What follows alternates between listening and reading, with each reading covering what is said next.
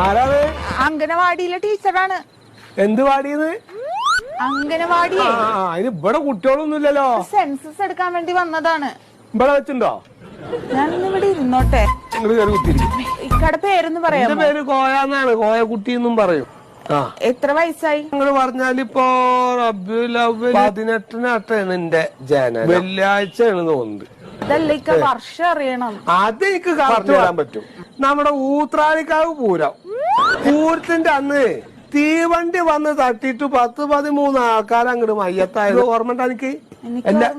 എന്നാ ഈ കുടുങ്ങി. എന്നാ വീട്ടും പേരൊന്ന് പറയാമോ? ആ വീട്ടുപേരൊക്കെ പറഞ്ഞ കക്കരിയാരക്കര വീട്ടിൽ പടിഞ്ഞാറത്തറ.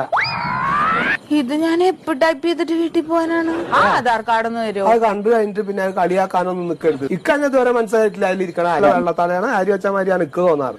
കണ്ണുമില്ല, മൂക്കുമില്ല, തലയില്ല. ആളാണോന്ന് തന്നെ സംശയമാണ് അതിലിരിക്കുന്നത്.